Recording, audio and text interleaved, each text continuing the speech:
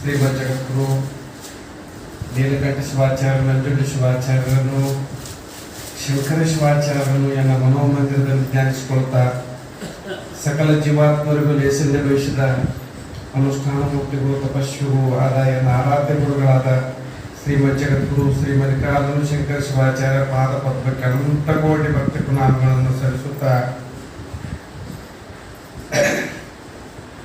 ಈ ವೇದಿಕೆ ಮೇಲೆ ಉಪಸ್ಥಿತರಿರತಕ್ಕಂಥ ಎಲ್ಲ ಪರಮ ಪೂಜ್ಯರ ಪಾದಕ್ಕೂ ಕೂಡ ಅನಂತ ಕೋಟಿ ಭಕ್ತಿ ಪ್ರಣಾಮಗಳು ಮತ್ತು ಮಾರ್ಮಾನಂದ ಅಪ್ಪಾಜಿಗಳು ಇಲ್ಲಿ ಎಲ್ಲ ಚರಮೂರ್ತಿಗಳ ಪಾದಕ್ಕೂ ಅನಂತ ಕೋಟಿ ಭಕ್ತಿ ಪ್ರಣಾಮಗಳನ್ನು ಸಲ್ಲಿಸುತ್ತಾ ಯಾವ ಒಬ್ಬ ಮನುಷ್ಯನಿಗೆ ಯಾವುದು ಸಾಧ್ಯ ಇಲ್ಲ, ಯಾವುದೋ ಒಬ್ಬ ಮನುಷ್ಯನಿಗೆ ಏನೋ ಮಾಡ್ಲಿಕ್ಕೆ ಸಾಧ್ಯ ಇಲ್ಲ, ಅದನ್ನ ಮಾಡುವಂತ ಶಕ್ತಿ ಯಾವುದಕ್ಕೈತಪ್ಪ ಅಂತಂದ್ರ ಈ ಸದ್ಗುರುವಿನ ಸತ್ಸಂಗಕ್ಕೆ, ಸದ್ಗುರುವಿನ ಸತ್ಸಂಗ.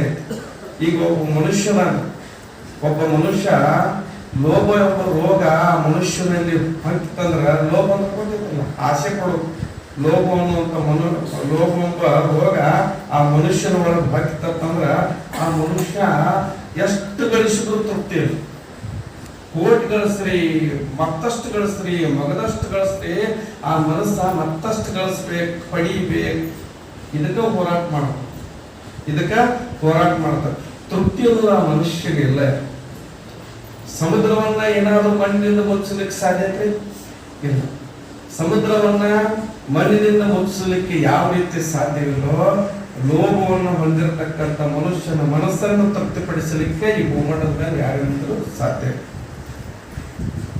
ಇವತ್ತ ಅಂಗೈಯೊಳಗ ನಾವು ರಂಧ್ರ ಮಾಡ್ಕೊಂಡಿವಪ್ಪ ಅಂತಂದ್ರೆ, ನೀವು ಯಾವ್ದಾದ್ರು ವಸ್ತುಗಳನ್ನ ಇಡ್ತಾರಪ್ಪ ಅಂತಂದ್ರೆ ಯಾವ ವಸ್ತುಗಳನ್ನ ಇಡುವುದಿಲ್ಲ ಕೈ ಒಳಗೆ, ಎಲ್ಲ ತಳಗ್ ಬಂದ್ಬಿಡ್ತಾವ.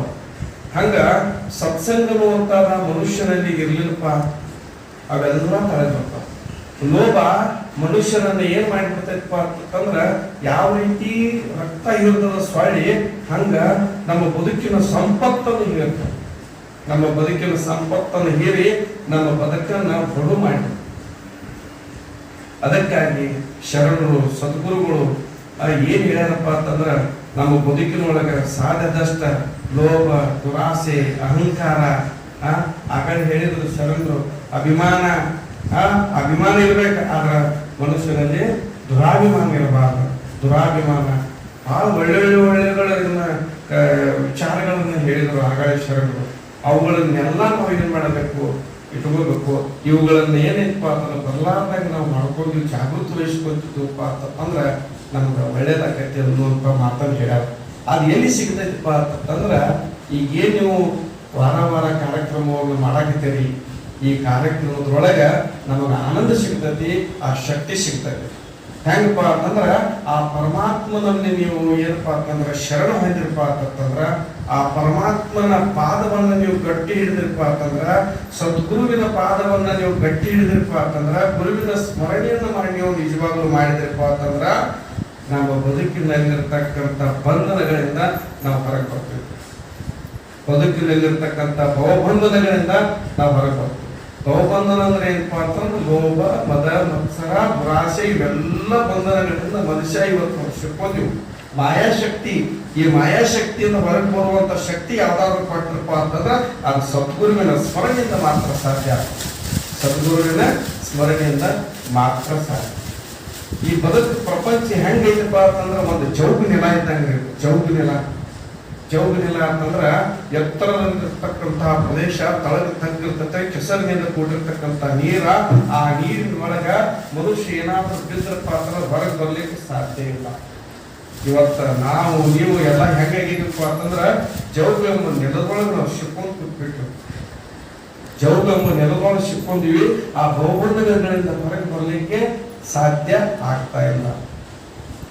ಅದಕ್ಕೆ ನಾವು ಏನ್ ಮಾಡ್ಬೇಕಪ್ಪ ಅಂತಂದ್ರೆ, ಸತ್ಸಂಗದಾಗ ಹೆಚ್ಚ ಸ್ಮರಣವನ್ನ ನಾವು ಮಾಡ್ತಾ ನಮ್ಮ ಜೀವನವನ್ನ ನಾವು ಸಾಗಿಸ್ತಾ ನಮ್ಮ ಬದುಕಿನ ಪುಣ್ಯದ ಫಲವನ್ನ ನಾವು ಹೆಚ್ಚು ಮಾಡ್ಕೊಳ್ಳಿಕ್ಕೆ ನಾವು ಪ್ರಯತ್ನ ಮಾಡ್ಬೇಕು.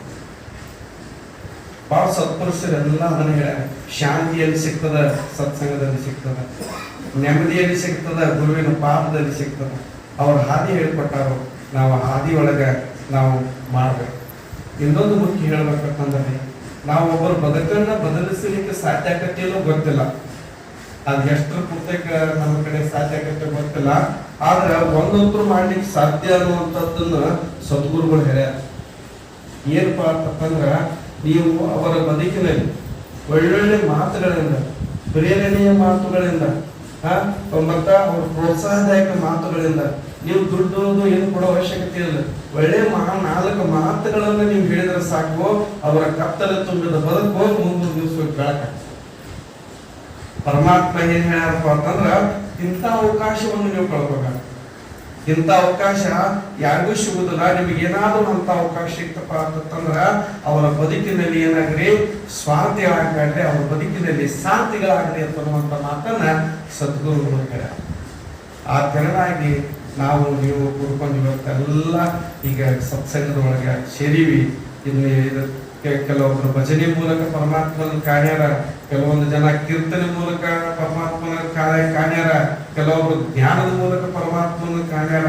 ಪರಮಾತ್ಮ ಇಲ್ಲೇ ನಾನು, ಹಿಂಗ ನಾನು ಅಂತಂದ ಯಾರಿಗೂ ಏನೇ ಹೆಚ್ಚಿಲ್ಲ. ಅದರ ಎಲ್ಲಿದಾರಪ್ಪ ಅಂತನ್ನುವಂತ ಮಾತನ್ನ ಏನ್ ಹೇಳ್ಯಾರಪ್ಪ ಅಂತಂದ್ರ ಅದು ಸದ್ಗುರುವಿನ ಪಾದದೊಳಗದಾರು. ಆ ಪಾದವನ್ನು ನಾವು ಗಟ್ಟಿ ಹಿಡ್ಕೊಂಡ ನಾವು ಬದುಕು ಸಾಕ್ಷಿದ, ಅದರ ನಮ್ಮ ಬದುಕಿನ ಹೆಚ್ಚಾಕೈತೆ ಅನ್ನುವಂತ ಮಾತನ್ನು ಹೇಳಿ ನಾನು ಯಾರು ಮಾತು